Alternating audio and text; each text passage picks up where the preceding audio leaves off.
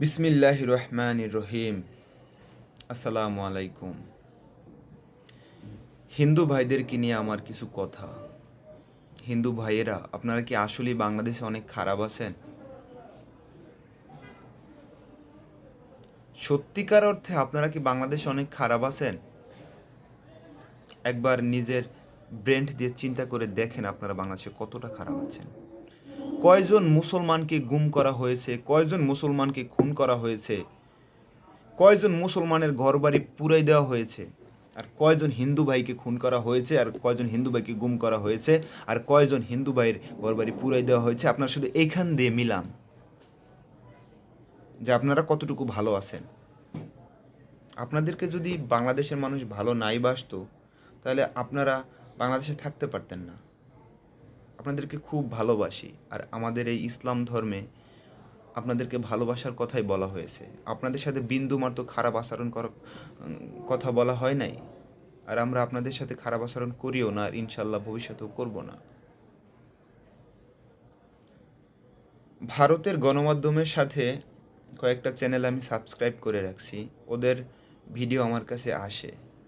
আমি কমেন্ট সেকশনে যাওয়ার পরে আপনার যদি মনে করেন 1000 কমেন্ট থাকে, তার ভিতরে 800 কমেন্ট আমরা বাংলাদেশে ভালো নাই, দাদা আমাদেরকে বাঁচান, দাদা আমাদের ঘর বাড়ি পুড়িয়ে দিতেছে, দাদা আমাদের মূর্তি ভেঙে দেওয়া হয়েছে।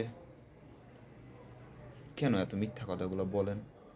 আপনারা যতটা বলেন এতটা কি হচ্ছে? প্লিজ সত্য প্রচার করেন।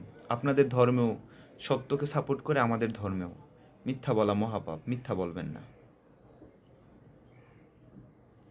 কিছু হিন্দু ভাইদের ঘর বাড়িতে হামলা হইতে পারে, তবে তারা বিগত দিনে যে একটা দল ছিল, সেই দলের সাথে সম্পৃক্ত ছিল।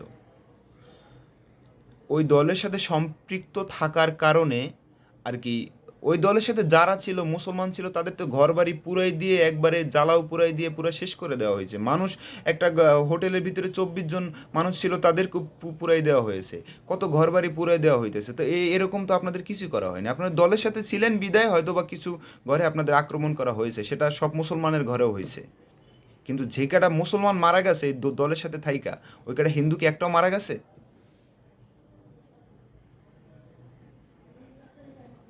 ইভেন আমি দেখলাম যে আপনার হিন্দু ভাইদেরকে কড়া নিরাপত্তা দেওয়ার জন্য সমন্বয়করা একটা টিম গঠন করেছে, এবং মাদ্রাসার স্টুডেন্টরা পর্যন্ত সেই মন্দিরের সামনে তারা পাহারা দিতেছে। পাহারা দেওয়া লাগে না, তারপর তারা পাহারা দিতেছে আপনাদের এই যে আকুতি বিনতির কারণে।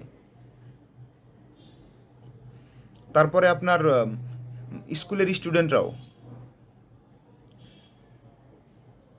তারপরে আমাদের ধর্মমন্ত্রী ডক্টর খালিদ হাসান বলেছেন যে আপনাদেরকে কড়া নিরাপত্তা দেওয়া হবে, এবং প্রধান উপদেষ্টাও বলেছেন, এবং আসিফ মাহমুদ, নাহিদ হাসান, শারজিদ আলম সবাই বলেছেন শুধু আপনাদের কাগতি মিনতি করার জন্য। আপনারা একজনও মারা যাননি এখন পর্যন্ত। যদি মুসলমানের মতো যদি একটা লোক আপনারা মারা যাইতেন, তাহলে আমার কাছে মনে হয় যে ভারতবর্ষ পুরো বাংলাদেশের উপরে ফালাই দিতেন। আমি সব সময় চাই ন্যায়ের পক্ষে থাকতে, অন্যায়ের বিপক্ষে থাকতে। আমি অন্যায় দেখতে পারি না। আপনারা অন্যায়ভাবে শুধু শুধু এই কথাগুলো বলতেছেন। আপনারা যতটুকু বলা দরকার তার চেয়েও বাড়াই বাড়াই বলতেছেন।